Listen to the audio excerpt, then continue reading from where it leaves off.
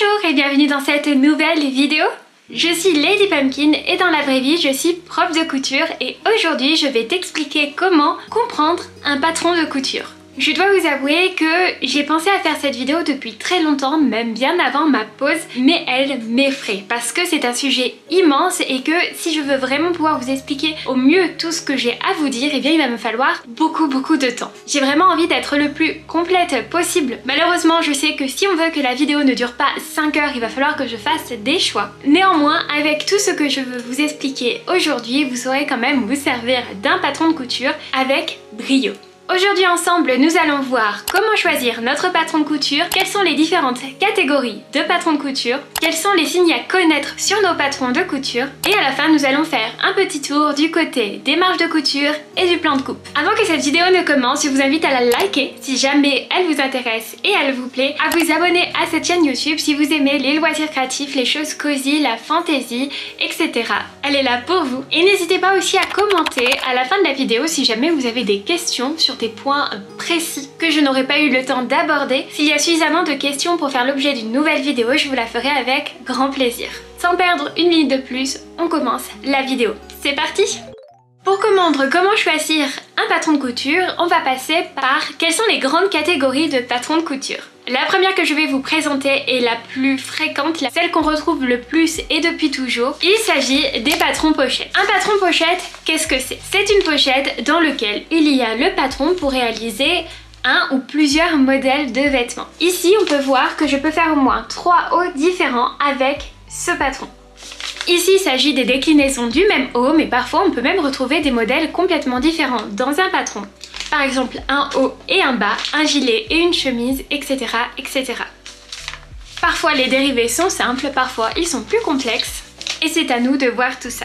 Avant de vous expliquer ce que compose un patron pochette, je vais vous dire déjà où est-ce qu'on en trouve. On trouve ce genre de patron facilement en ligne, que ce soit en vente dans des grosses boutiques en ligne, soit évidemment de seconde main, ou encore auprès des petits créateurs. J'ai dit petits créateurs, j'aurais plutôt dire grands créateurs, parce que c'est pas parce que le nom de votre marque de patron n'est pas dans les catalogues de magasins de tissus qu'ils n'en sont pas moins géniaux. Et avec cette transition toute trouvée, on va parler des catalogues de patrons que l'on retrouve dans les magasins de tissus. Généralement, dans ces magasins, vous retrouverez quelques patrons affichés, pas toujours, mais aussi des sortes de catalogues tout fins ou super épais de diverses marques vous proposant les patrons de la saison. Il y a souvent, en plus de ces différentes marques, plusieurs catégories comme déguisements, enfants, adultes, etc. Et même des catalogues faciles. Dans ces catalogues, vous seront présentés tous les patrons disponibles par la marque en ce moment. Il y a évidemment dedans des catégories comme robe, haut, bas, manteau, pyjama, etc.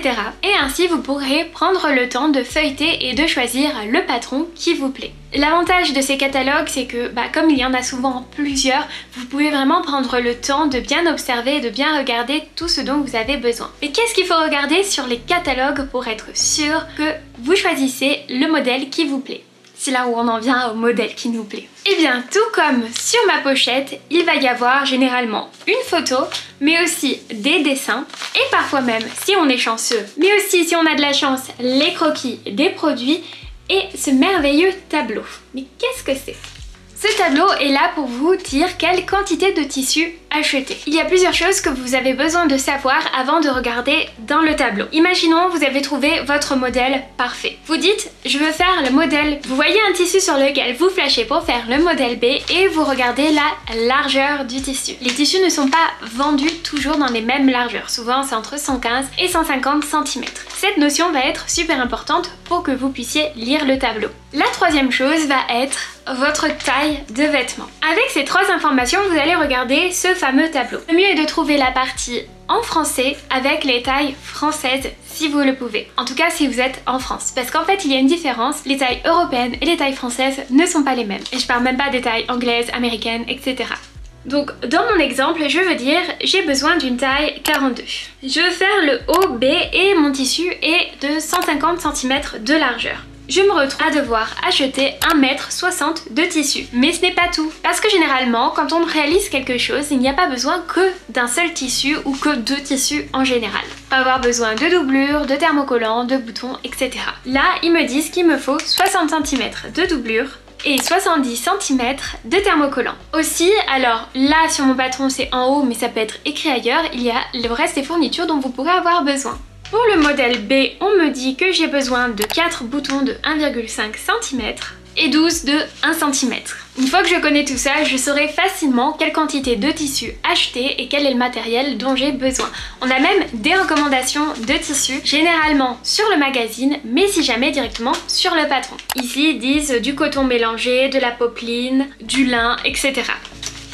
Donc comme je vous l'ai dit, si vous avez de la chance, tout ça est noté sur le catalogue. Cela va vous permettre de pouvoir acheter votre tissu en même temps que votre patron et même de savoir si vous pouvez mettre l'argent que vous voulez dans votre tissu parce que évidemment, si la longueur de tissu recommandée est de 3 mètres et que vous n'avez pas le budget pour, vous pouvez peut-être regarder autre chose qui vous plaira tout autant. Autre chose à regarder, c'est le niveau de difficulté s'il est écrit. Quand on débute, le mieux évidemment, c'est d'essayer de commencer avec des choses faciles. Et la dernière chose que je vous recommande vraiment de regarder, c'est s'il y a votre taille et surtout s'il n'y a pas deux catégories de taille différentes. Déjà regardez s'il y a sa taille, c'est super important. Je dis ça parce que malheureusement ça arrive que de temps en temps des élèves viennent avec mes cours avec des patrons qui ne sont pas du tout à leur taille. Et comme je vous le disais, il existe parfois deux catégories de taille différentes. Ça permet aux marques de pouvoir toucher une large gamme de tailles. Par exemple, nous aurons une pochette de patron de la taille 32 à 42, puis une autre de la taille 44 à 54. Ça permet aux marques de pouvoir toucher un large éventail de tailles sans avoir à faire des patrons complètement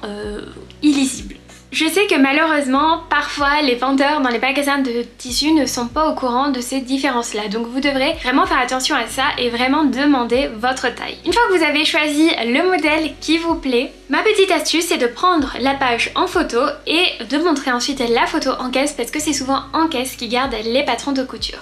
Parce que vous aurez besoin de leur donner ce petit numéro. Et je trouve donc que pour retenir quel modèle c'est, mais aussi s'assurer qu'il s'agit du bon, prendre une photo, c'est bien pratique. Ce que je viens de vous expliquer, c'est quelque chose que vous allez retrouver plus ou moins dans toutes les autres catégories de patrons. Je dis bien plus ou moins, parce que certaines choses sont simplifiées et d'autres sont un peu différentes. Néanmoins, je n'aurai pas à revenir sur ce sujet pour la suite. Ensuite, qu'est-ce qu'il y a à l'intérieur d'un patron pochette? Eh bien, il va y avoir les explications dans multiples langues, mais aussi de grandes feuilles de papier de cette qualité généralement. Parfois une autre qualité, mais ça ressemble souvent à ça, en marron ou en blanc. Là, moi, je les ai découpés, mais encore une fois, il y a plusieurs choses à savoir. Donc comme je vous le dis, généralement, il va y avoir plusieurs morceaux de papier très grands comme ça, avec les patrons écrits dessus. Votre but va être de chercher les morceaux qui constituent votre vêtement. Donc pour ça, il faudra regarder sur les indications, lire tout simplement et prendre le temps de bien regarder. Et ensuite de regarder à quoi correspond votre taille en dessin. Ici, il a été découpé en taille 14. Alors, qu'est-ce que c'est que la taille 14? Si vous avez un doute, n'hésitez pas à reprendre votre petite pochette comme ça et de regarder par rapport à votre taille. Donc moi, j'avais dit 42 tout à l'heure, ça correspond parfaitement à la taille 14. Souvent, tout est noté, il faut juste bien prendre le temps de regarder encore une fois. Sur ce patron, la taille 14, c'est un trait continu et donc je vais toujours couper ce trait continu si je veux obtenir mes morceaux de patron pour créer mon vêtement. Mais ce n'est pas la méthode la plus intelligente de procéder. En réalité, le mieux, ce serait de pouvoir décalquer vos patrons avec du papier calque pour patron qui ressemble à ceci, afin de pouvoir facilement conserver toutes les tailles de votre modèle sur le papier et aussi si c'est un modèle que vous êtes amené à faire et à refaire, ne pas trop l'abîmer. Couper, c'est plus rapide, mais c'est une méthode de flemmard, j'assume qu'à moitié. Donc, à vous de voir. Est-ce que vous voulez mieux conserver votre patron et pouvoir le dupliquer plus tard, plus facilement, et même en d'autres tailles? Ou est-ce que comme moi, vous êtes un peu plus en mode YOLO et vous découpez autour? Bon, le plus gros morceau vient d'être fait avec la présentation de ce style de patron. Évidemment, certaines choses que j'ai expliquées ne sont pas réexpliquées par la suite, et si jamais vous avez compris tout ce que j'ai dit, vous êtes déjà en très bon chemin. Ensuite, nous allons parler de la deuxième catégorie qui sont les livres. Dans les magasins de tissus ou même à la Fnac, Cultura ou autres boutiques proposant des livres de loisirs créatifs, vous pourrez retrouver ce genre de bouquins. Évidemment, depuis le début, je parle de vêtements, mais ça compte également pour tout ce qui va être autre que des vêtements en couture. Dans ce genre de livre, vous aurez pas mal de modèles proposés dans un même style généralement ou pour une même catégorie de personnes. Je pense par exemple aux choses spécialisées pour les hommes, pour les enfants, etc. On a beaucoup de choses pour les femmes, mais assez peu pour les hommes malheureusement. Ou par thème, là donc bohème chic, et vous devriez les feuilleter pour voir s'il y a des modèles qui vous plaisent. Généralement, il y a un endroit où il va y avoir plus ou moins le dessin de tous les modèles que vous allez pouvoir retrouver, si ce n'est des photos ou des croquis, comme par exemple ici, mais également beaucoup d'explications en début de livre. Ça va être des indications sur comment choisir son tissu par exemple, comment comprendre un patron, finalement un peu ce que fait ma vidéo, et toutes les bonnes choses à savoir avant de se lancer dans sa couture. Parfois on a même quelques techniques de couture pour des choses un peu spécifiques, un peu particulières. Ici ça se retrouve à la fin avec notamment les boutons recouverts et la fente indéchirable. Ce qui est bien avec les livres comme ça, c'est que généralement vous avez un pas à pas très prononcé. Donc on a ici en haut notre fameux tableau de taille et nous avons même avec les dimensions finies, chose qui est encore mieux pour comprendre. On a notre plan de coupe ici sur lequel on reviendra très vite, je vous le promets. Et donc souvent un pas à pas bien plus expliqué que sur les pochettes. Vous retrouverez également les patrons sous ce format, un peu style carte routière. Et là parfois les formes s'entrecroiseront comme ici et parfois non. Si jamais les formes s'entrecroisent, vous n'aurez pas le choix que de décalquer votre patron. Bah oui, parce que sinon vous pourrez pas avoir ce que vous voulez, vous ferez des gros trous dans vos modèles. Je dirais que le plus gros avantage de cette méthode, ça va être quand même que c'est plus simple pour les débutants. Mais malheureusement, certains livres comportent des erreurs. Je le dis parce que ça m'est arrivé, pas avec celui-ci, mais ça m'est arrivé. Et aussi, parfois, ils utilisent un jargon technique qui ne concerne que leur modèle, que leur magazine. Donc souvent, faut pas faire un cas de ce qu'ils racontent si jamais vous trouvez quelque chose décrit différemment ailleurs, vous voyez. Mais si vous aimez un style en particulier et que vous êtes débutant, c'est top, et même quand vous n'êtes pas débutant d'ailleurs. On enchaîne avec la troisième catégorie de patrons qui sont les patrons à imprimer. Avec l'ère d'internet, rien n'est plus simple que de commander un patron en ligne et qu'il arrive en format PDF, de l'imprimer, de le scotcher, de le découper afin de pouvoir créer le vêtement que l'on désire. Souvent, il faut imprimer donc les feuilles dans le bon format. On a toujours un petit carré test pour savoir si c'est à la bonne taille. Puis il nous faudra coller les feuilles les unes à côté des autres et à la fin découper nos modèles comme ceci. Ce sont peut-être les patrons que l'on trouve le plus facilement sur internet, tout simplement parce que c'est super pratique et souvent peu onéreux de trouver des patrons de ce style sur Etsy et vous pouvez tout de suite vous lancer, les imprimer, les scotcher, les découper et si vous avez le tissu, vous lancer. L'autre avantage des patrons de cette forme, en plus d'être moins onéreux et plus pratique d'accès, c'est que comme vous avez un format PDF, vous pouvez directement découper autour des pièces parce que de toute façon, si jamais vous avez besoin de refaire ce vêtement et que vous voulez une autre taille, vous n'avez qu'à réimprimer le patron. Parfois même, comme par ici, on peut vraiment imprimer les tailles séparément. On n'a pas à tracer autour, trouver notre bonne taille, etc. Et ça, j'avoue que c'est très confortable. Le seul défaut de cette méthode, c'est qu'il faut une imprimante. Évidemment, tout le monde n'a pas d'imprimante. Je n'ai pas d'imprimante. J'ai des amis qui ont des imprimantes. Je suis désolée pour eux. Et ensuite, j'ai parlé de la catégorie la plus terrifiante de toutes, mais aussi la plus économique. Elle n'est pas adaptée aux débutants, bien même c'est avec ça que personnellement j'ai débuté. Attention, vous allez frissonner, je parle patron dans les magazines de couture. Bruit d'éclair, tout ça. Si vous y êtes déjà frotté un petit peu, vous voyez exactement de quoi je parle et vous riez et vous pleurez certainement à la fois. Donc là, j'ai pris un burda qui date de 2014 pour l'exemple, mais les burdas actuels ressemblent exactement à ça avec quelques petites différences, mais ça ne fera pas cas par rapport à ce que je vais vous présenter. Burda, c'est vraiment l'emblème de tout ce qui va être magazine de couture. À l'époque, il coûtait 6 €, je crois qu'aujourd'hui ils ont augmenté, ils sont à plus de 8 €. Néanmoins, 8 € c'est le prix d'une pochette patron généralement, donc là on a beaucoup plus de modèles. Dans les magazines comme Burda, vous allez retrouver les photos des différents modèles avec, et ça c'est super, les petits dessins ici pour mieux voir à quoi ça correspond. Je trouve ces dessins vraiment pratiques pour comprendre vraiment la construction du vêtement parce que c'est pas toujours lisible quand on regarde l'image. Par exemple ici on voit vraiment que du noir, souvent sur les vêtements noirs c'est affreux, ça ne se voit pas, vous verrez peut-être avec ma ring light, mais en fait quand on regarde le modèle il y a pas mal de découpes qui sont complètement camouflées par la photo. Vraiment il faut se concentrer pour les voir, purée. Ensuite, il y a la partie qui est pour moi aussi la plus importante, la plus intéressante pour bien voir tous les modèles. C'est cette double page où il va y avoir tous les modèles présents dans le patron en dessin. Comme ça, on fait bien abstraction du style, du vêtement, de la photo, etc. qui peut être trompeur. Et là, on voit vraiment le modèle dessiné. C'est super pratique. Ce que j'aime bien, c'est qu'avec le prix du magazine, si jamais il y a au moins un modèle qui vous plaît, généralement, vous aurez payé la même chose que vous aurez payé pour un patron pochette. Et à partir de 2 modèles, eh bien, c'est comme si vous aviez un patron pochette gratuit. Même si il y a souvent des dérivés, on est d'accord. Faut savoir que dans les magazines aussi. Et alors, la partie terrifiante est le milieu du magazine qui contient cette planche de patron de l'horreur. Alors, c'est une immense carte routière encore une fois. J'ai pas envie de vous la déplier en entier, sinon je vais devoir la replier également. Tous les modèles s'entrecroisent dans plein de couleurs différentes. C'est une bouillie sans nom et c'est à vous d'essayer de décrypter ça et de comprendre. Alors, sur le catalogue, il est très bien expliqué sur quelle planche il faut regarder, de quelle couleur, quel modèle décalquer. À vous ensuite de trouver votre taille, etc.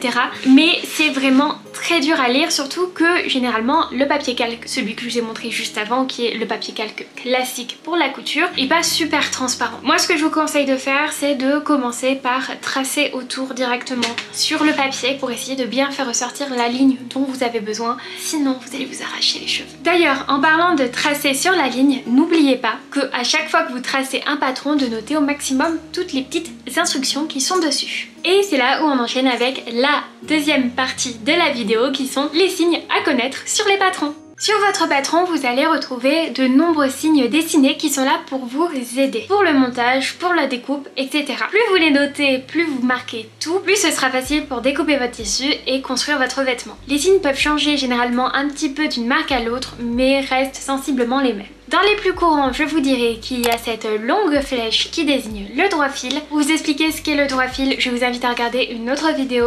Je ne crois pas avoir vraiment déjà parlé du droit fil ici. Si vous avez besoin d'une vidéo sur le droit fil, n'hésitez pas à me le mettre en commentaire. Je n'aurai pas le temps ici de vous expliquer ce que c'est. Cette sorte de crochet qui veut dire qu'il faut placer votre patron au pli du tissu. Ce petit trait qui est là pour vous indiquer un cran de montage. Pareil pour l'écran de montage, si vous avez besoin de plus d'explications, n'hésitez pas à me le mettre en commentaire parce que là c'est aussi un vaste sujet. Et ces petites croix peuvent désigner plusieurs choses comme par exemple l'emplacement d'un bouton ou pour plaquer une poche. Il y a aussi parfois ce trait un petit peu plus épais qui est là pour vous dire où positionner votre fermeture éclair. Mais parfois c'est juste un cran. Bref. Notez bien ça sur votre patron si vous le décalquez et aussi sur votre tissu avant de le couper. Parce que tout ça, ce sont des instructions de montage qui vous seront pratiques pour la suite. Surtout si vous voulez des coutures top nickel. Une fois que vous avez tout dessiné sur votre patron de couture, il ne vous reste plus qu'à poser ce patron sur votre tissu. Et c'est là où on passe à la troisième catégorie avec qu'est-ce qu'est le plan de coupe et aussi on va parler des valeurs de couture. La grande majorité du temps, lorsque vous allez acheter un patron, vous allez retrouver ce dessin quelque part. Ce dessin est là pour vous expliquer comment positionner vos patrons sur votre tissu. Quand on plie un tissu avant de poser le patron, on le plie bien lisière contre lisière. Donc lisière c'est souvent une bande blanche sur la bande blanche opposée, formant ainsi un pli. Et on le fait bien endroit contre endroit histoire d'avoir l'envers devant nous. Dans le doute où votre méthode de traçage crée friction, attention friction c'est pas toujours super bien, etc. ne partirez pas comme convenu. Au pli, on va mettre toutes les pièces qui ont le petit dessin qui est cette sorte de crochet que je vous ai montré tout à l'heure. Là où il y a le crochet, c'est le côté qu'on doit coller au pli. On doit bien faire également attention au sens du tissu. Si vous avez des petits bonhommes sur votre tissu, faites bien attention que les têtes soient toujours en haut et les pieds toujours en bas. Parfois, il ne faut pas plier le tissu de cette façon. Dans tous les cas, il faut toujours bien observer le plan de coupe. Parfois, le tissu est entièrement déplié, parfois il est déplié et plié ailleurs, parfois il est plié à deux endroits différents, c'est à vous de bien faire attention à ça. Et la dernière chose à laquelle vous devrez faire très attention, ce sont les marges de couture. Est-ce qu'elles sont comprises ou non sur le patron? Et si elles ne le sont pas, comment est-ce qu'on fait? Lisez toujours très bien votre patron pour savoir si les valeurs de couture sont comprises ou non. Attention au piège, dans certaines marques, j'ai vu écrit, les valeurs de couture sont comprises de 1,5 cm, mais ne sont pas écrites sur le patron. C'est super piégeux. c'est horrible. je comprends pas l'intérêt de cette phrase, enfin dans le fond si, mais je trouve ça hyper piégeux pour rien du tout. Donc les valeurs de couture, c'est forcément cette petite marge qu'on rajoute autour de nos pièces pour pouvoir les assembler. Si elles sont comprises, regardez quelle est la valeur de couture et lors du montage de votre vêtement, vous aurez juste à coudre selon les instructions. Par exemple, c'est souvent 1 cm ou 1,5 cm pour les coutures d'assemblage et pour les ourlets, on va plutôt être sur du 3 cm.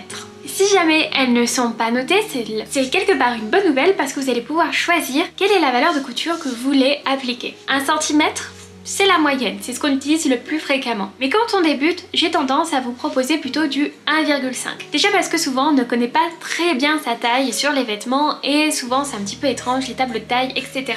Je dis ça parce que souvent on se retrouve dans plusieurs catégories différentes quand on prend nos mesures et qu'on regarde le tableau de taille. Si jamais vous avez le tableau de taille du vêtement fini, c'est la meilleure chose pour essayer de vous repérer. Bref.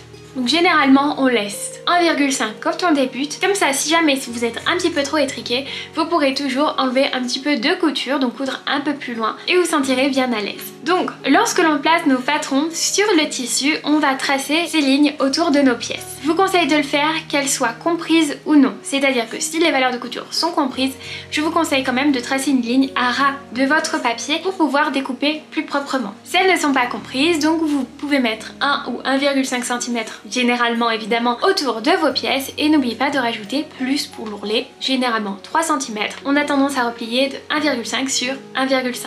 Évidemment ça veut dire que lorsque vous positionnez vos patrons sur le tissu avant de tracer et même avant d'épingler votre patron, parce qu'on épingle bien sûr le patron sur le tissu avant de tracer et de découper, faites bien attention de laisser la bonne distance entre vos différents morceaux, sinon vous allez devoir les redécaler et ça vous ne fera pas plaisir. Une fois que tout ceci sera fait, vous n'aurez qu'à rajouter les petits dessins par exemple pour l'écran, pour les pinces, pour le positionnement des poches et des boutons, puis vous pourrez couper le long de votre ligne tout autour. Et pour finir, vous n'aurez qu'à suivre les instructions de montage, mais moi je vous laisse ici parce que la suite mériterait une vidéo entièrement dédiée. Au moins avec les instructions que vous avez, vous serez quand même capable de découper votre vêtement à votre taille et ensuite, il n'y a plus qu'à lire, même si parfois c'est plus ou moins bien expliqué. Bref, j'espère sincèrement que cette vidéo vous a été utile. Si c'est le cas, n'hésitez pas à la liker si elle vous a plu, etc. N'hésitez pas à commenter donc si vous avez des questions supplémentaires pour me dire aussi ce que vous en avez pensé, si vous voulez que j'explore d'autres techniques, etc.